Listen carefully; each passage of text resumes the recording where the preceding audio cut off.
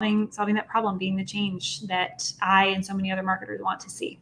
Yeah, it's funny. Here on Dojo Live, we have this idea of a big data, right? Comes up often. And I guess part of that data, which we don't really talk about or even think about, is our own content. So yeah, we're going to coin the term big content. You heard it first here on Dojo Live, maybe. I love that, actually. How is that already a thing? Yeah, right? Great. So let's talk exactly about Casted. It's my understanding that you're creating an entirely new category. Yes. Not because it's fun, certainly not because it's easy, but because, after spending my entire career in B2B marketing, especially in content marketing, I have watched it come onto the scene, grow up, become, the star of the show, kind of get old and tired, and now it's antiquated and it needs to be shaken up. And that's because so much of content marketing is based on written word, on blogging and on website content, which is great. Blogs are great. Website content's great. Written content's great. We do a lot of it. I do a lot. Big proponent, big fan.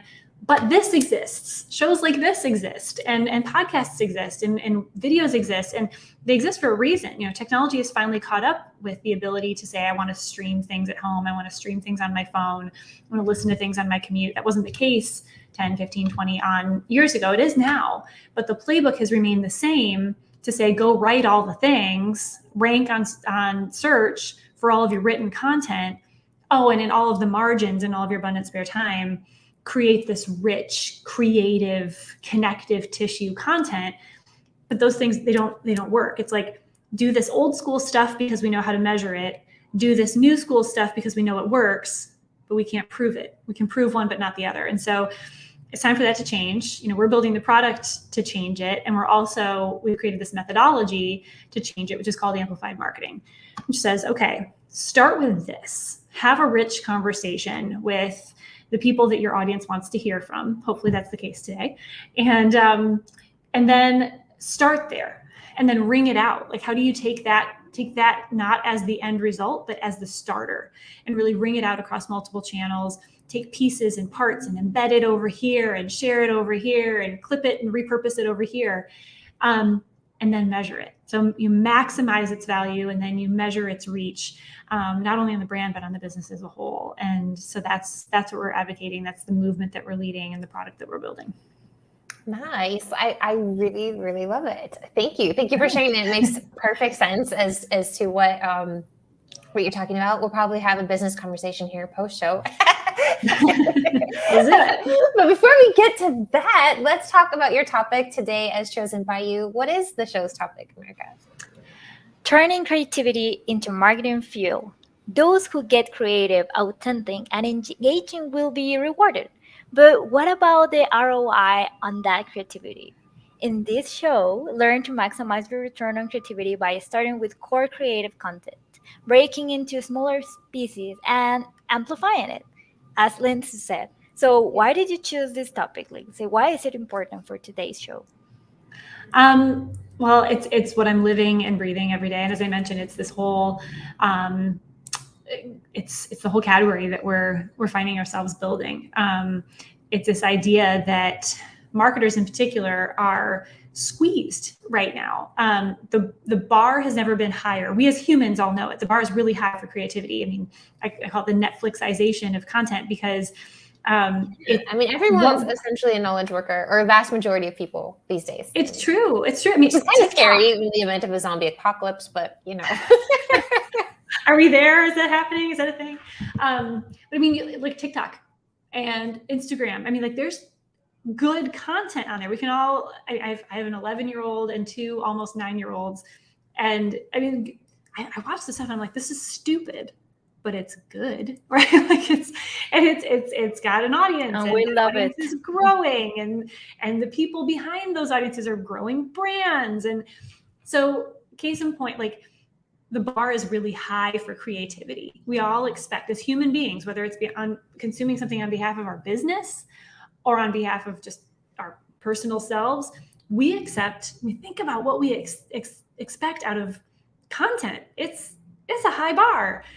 And yet as marketers, it's like, okay, well, I have less resources than ever before. And remember what we were talking about earlier, like I need to measure what I'm doing. I need to be sure that whatever I'm doing with all the old school tools I have is proving value, improving ROI, and it's ranking high on all the search engines. So there's this squeeze that marketers are like feeling the pressure to be more creative than ever, but also to prove more results in ROI than ever.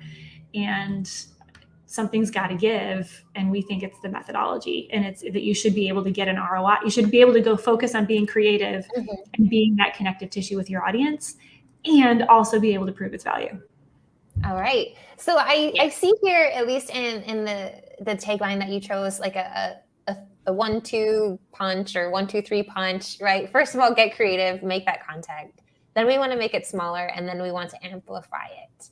Do you want to talk on like those 3 steps a bit, and then talk about how we can actually get the data on our big content and figure out the return of investment? Let's do it.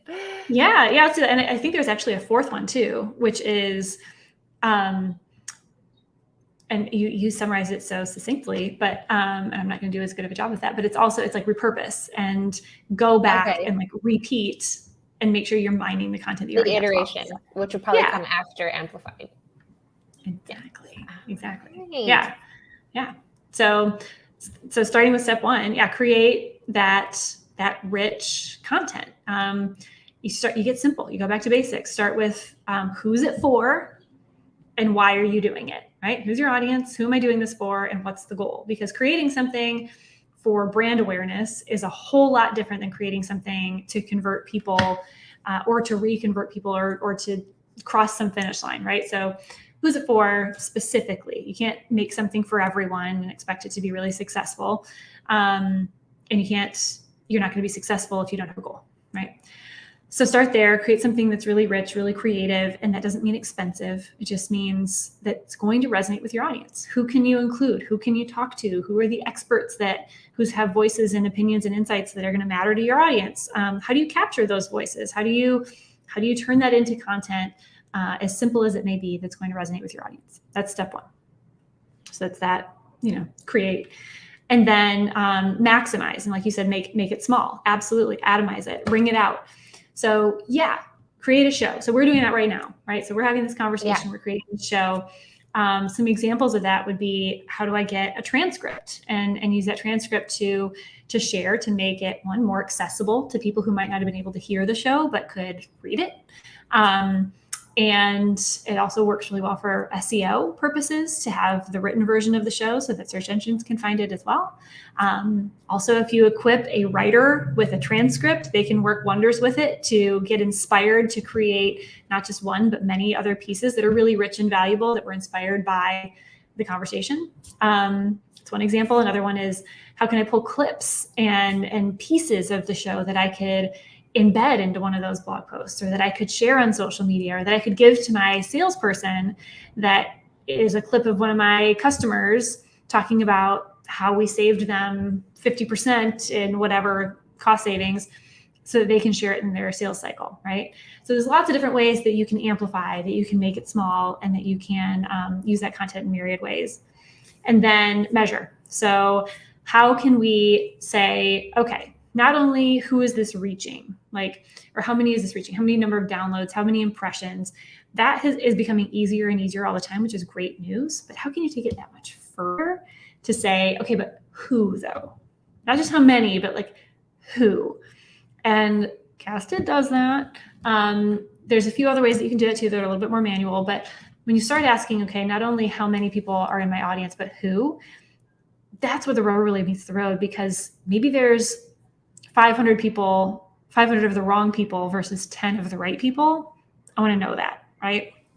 And then that 4th one, that magical 4th one is always go back. And as you go out to say, okay, who's it for and why are we doing it? Generally speaking, what do I already have that could achieve that goal, or that I could repurpose or rework or combine with other content, new or existing, that would help me reach my audience and achieve that goal? So in a nutshell, there you go.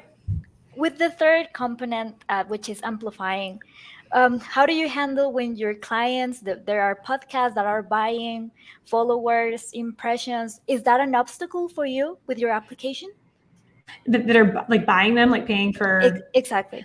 Oh man. Well, see, I feel like that plays out. We don't actually see that a ton because we work with B2B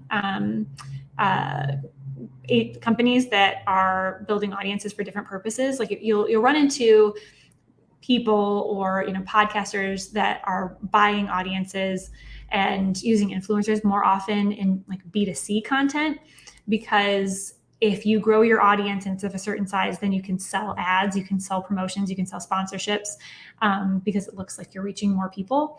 And thankfully, we don't reach a ton, because in B2B, your whole model for doing that kind of content is different. You're trying to raise awareness for your brand. It's more of a marathon than a sprint. But I would say that what goes around comes around, and in the end, it shakes out. We've seen that, right? We've seen influencer deals gone wrong. We've seen sponsorships go sour, and ultimately, when you're creating content for the wrong reasons, even if there's a flash in the pan and popularity increases for a while, it doesn't last. So if you're somebody who's creating content that is getting frustrated because you're seeing that in your world, I try to see for the bigger picture and just keep creating great art. Yeah, beautiful. I'm interested about, the idea of the ROI and the analysis that Casted is performing for your users, the companies that work with you. Mm-hmm. How does the tech work? And I'm interested in that example that you gave of, okay, 500, you've reached 500 people, 500 companies, but they're not your ICP. They're not who you're going for. You only really got 10. And then so A, how are you even working to get to that type of data? And then B, once you have the data, what happens next? Like, what's the action that one should be taking? Yeah, good questions. So the way that we approached it was not only how do we meet parity with what's already out there with like the how are people engaging, where are people coming from, where are people going to, because that is important. How are people finding us? How long are people listening? What topics resonate most? That's important. So we have that as well. And then just recently we launched something called Casted Insights that looks at, there's some kind of behind the curtain stuff that's happening, and some kind of triangulation that happens based on what we know because we create the RSS feed. But ultimately it comes down identifying what accounts, what brands are consuming your content. So even if they're unknown, if they are unknown to me because they're not in my database or not in my CRM, we still can triangulate the data to say, okay, down to the account level, who does it look like this person is as far as the account? What accounts? And again, this matters to B2B because, yeah, it would be great to know that Sarah at ABC Incorporated is consuming the content. It's also really helpful to know that 5 people at ABC Incorporated are consuming that content. And if that person's already known, it lines up with my CRM, and that can give me a wealth of more information to say, and it's Sarah and Joe and Bob, and they're tied to an account that is opportunity for $1 million in revenue. Like all of that information starts to get populated as well because it connects with CRM.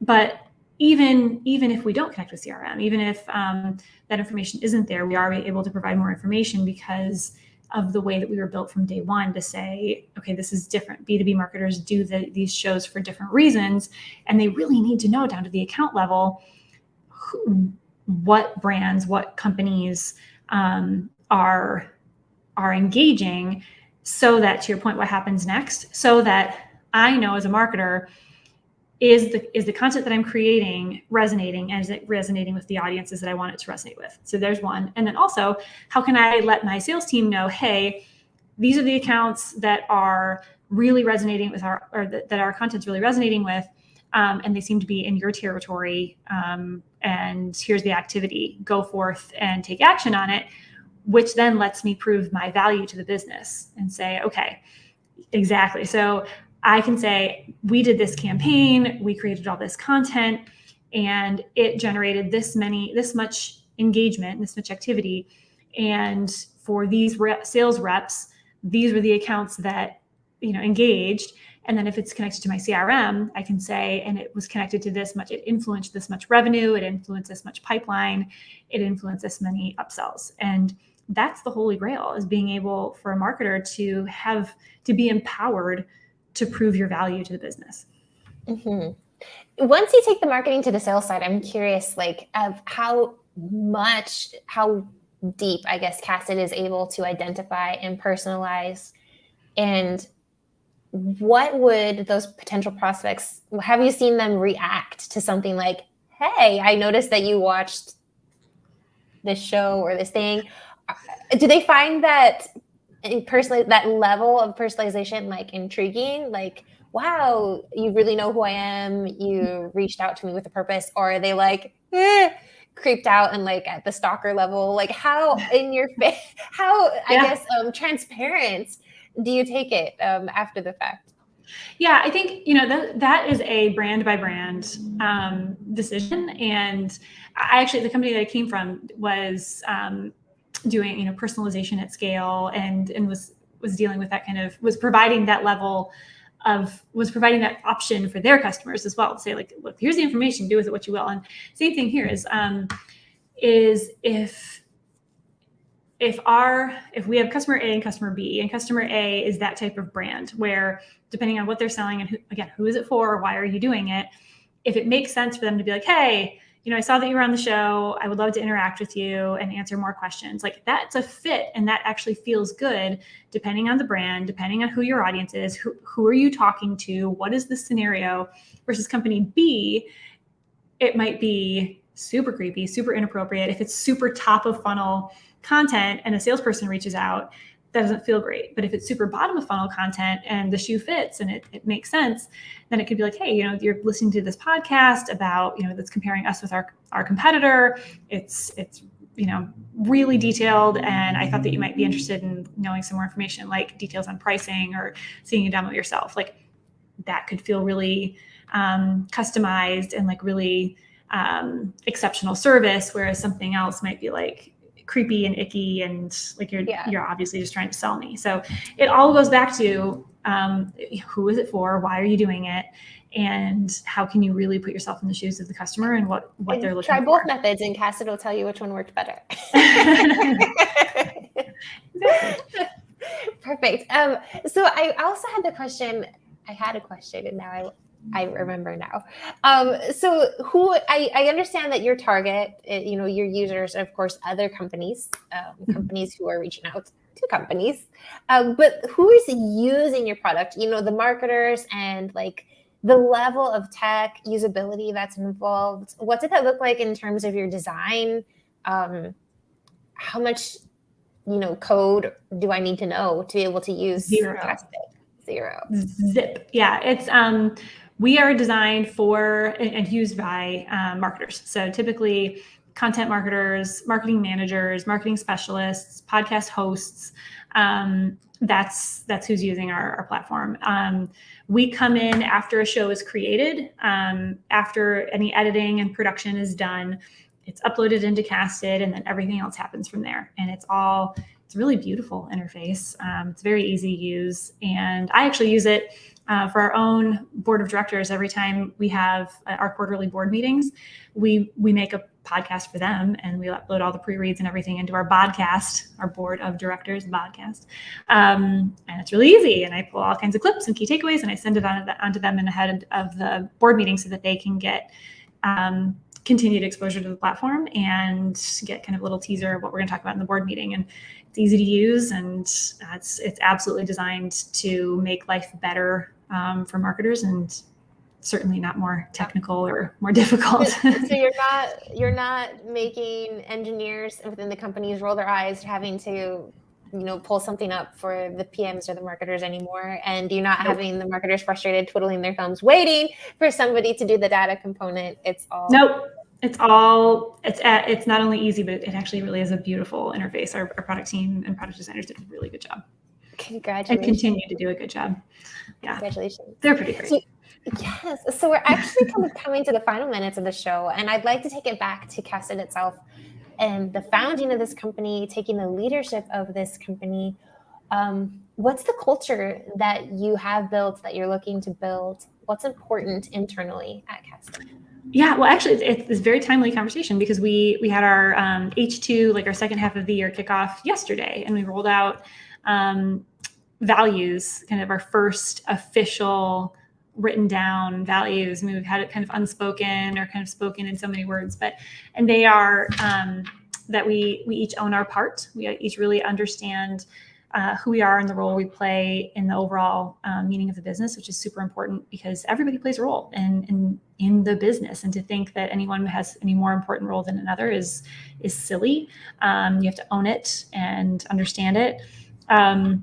We pursue the and, which is when you're faced with a decision of do we do this, or when you have the choice of stopping at good enough or stopping at satisfactory or going the extra mile, we pursue that. And how do we do both? How do we pursue that extra level of excellence that we know we can as possible? We fuel with curiosity. So we ask questions. We know that we don't have all the answers unless we work with others and seek brains outside of our own. We pour into others. So we show up to serve, not to be served. And ask how we can work together and to be a team and serve our customers and each other. And to do that, you have to fill your cup, which is the last one. You cannot pour from an empty cup. You have to take care of yourself, and we help each other take care of ourselves and make sure that we come in every day ready and eager and rested and ready to do the things. So that's who we are. And Lindsay, I have to say, this is, we talk to a lot of company leaders, a lot of company culture. All of them, most of them are incredibly great. But one of the things that I noticed just now as you named off your list that I don't think I've completely seen before is that every single one of your values is actually a verb. And I think that really stands out to me. I think it's actionable and it makes sense, right? If you're going to live your values, they have to be something you can do.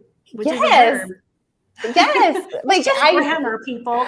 Yes, but it's beautiful. And it's something Uh-huh. that is quite unique actually and shouldn't be. So for me, that's like my right? Like when you have, I don't know, excellence, commitment, but fill your cup. Like I get that. Like that makes sense. And pretty much anybody can do that, right? Yeah. But what is excellence? Like and none of those things should be table stakes. I mean, integrity, I think I would like any company that I work for to have integrity, right? And trust, honesty. And it's like, we realize that a lot of those things should be table stakes, and anyone who thinks that they need to be called out, probably doesn't fit here. So what's unique about us, is what we try to go for. So thank you. You're welcome. And that's something that just came about yesterday, or something that you were reinforcing yesterday? Rolled it out yesterday. So they were developed and written over the last couple of weeks, but we rolled them out to the team yesterday. Nice. Do you mind sharing how you came to that? Like what maybe processes, gamification, design thinking elements? How did you come to this? Yeah. So we, as a leadership team, have been implementing something called EOS, Entrepreneurial Operating System, that I've had a few other business leaders telling me over the last couple of years, you need to implement this. It's just a way of meeting. It's a way of tracking goals. It's a way of holding accountable and running the business. As part of that, you set your mission, your vision, your values. And there was a really cool way that the facilitator that walked us through it had us do it, because it's very easy to go about it saying, what are our values? What matters to us? And that's a very bottoms up approach. She had us think about the times and the people and the situations that stood out to us as really representative of who we are and or who we want to be as a company. And each of us as a member of the senior leadership team kind of wrote down those experiences. And then she walked us through kind of asking those questions. Well, what was it about that? How would you describe that?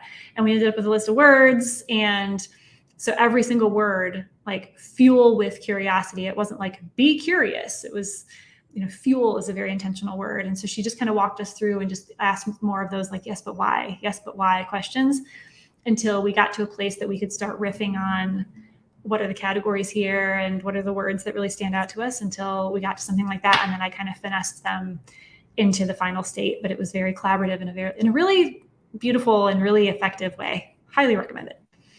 Very, very cool. Thank you for sharing that, and congratulations. It's noticeable. It definitely stands out, and I certainly hope that those shared values, very clear, actionable values, take you and cast it continued on this road of success that you've had over the short time. I know that 2021 was a boom year for you, and congratulations with that. I suppose the final question would be your words of wisdom. What do you think is something that as a leader you felt that you've done very well that you would definitely counsel other leaders to replicate, and maybe something that you would counsel them not to do, right? Learn from me. Oh man, I think both of those and all of these can be answered with really a mantra that I have, just a whole other story as far as how it just kind of landed on me, is boldly be yourself, which is cool. It sounds cheesy and fine, but like the more you can do that, first of all, you have to know yourself, and you have to do all those values things. You have to pour into yourself. You have to fill your cup. You have to serve others. You have to really be curious. All of these things. But as a leader, it can be really, really easy not to, and to really easily and accidentally boldly be someone else, and who your board wants you to be, and your investors and your customers and your team and your all of these stakeholders who you believe that they need you to be. And before you know it, especially in tough times, it can be really easy to slip into not boldly being yourself, meekly being someone else. And so the more you can be true to that and really take the time to reflect and be who you are, and surround yourself with a community of people who want to support that. And that answers all of your questions. I mean, the times where I have done that have been the moments I'm most proud of. The times where I haven't are the times it's like, don't do what I did. And that's advice that I have to other leaders is really, it starts with you, and others follow you more than you know. Yeah, and I think that I love boldly be yourself and not meekly be someone else. I think it's definite key words of wisdom for any leader out there. But on its face, I will say this: I think it's particularly important for female leaders out there, right? Because I think that we have this pressure that we sometimes think that we're supposed to do things like men do them, or act like a man does, and that's absolutely not the case, right? We can authentically and need to boldly be ourselves. And so thank you for that. Yeah, it's true. And other women need to see that that's possible, because that hasn't been the case. We haven't been able to do that. We as women, it used to be that to be a leader, you kind of did have to show up as a man and do the things that worked. And we're at a point now that the more you can be who you are, whatever that is, masculine, feminine, and anything in between, others will be able to do the same. And so if not for you, do it for everybody else who's watching. Thank you very much. Sadly, we've come to the end of our half hour today. It's been enlightening, inspiring. Thank you so much for spending your time and your words of wisdom with us, Lindsay. Again, thank you. We wish casted nothing but the best. Hang on here just for a minute as we go off air. This is the final show of the week, but on Monday we were going to have our recap show at 12 o'clock Pacific, as we talk about all of this week's shows and what we thought about them. And we'll be introducing all of next week's shows, of course. And just so you know, folks, next week is the final week of the 12 o'clock Pacific time. We're going to be transitioning to 10 o'clock Pacific beginning the second week of September. Or I guess the first week, I don't know, September 6th. What does that count as? So thank you so much for joining us here on Dojo Live. Stay safe, and we'll see you next week, everyone. Bye for now.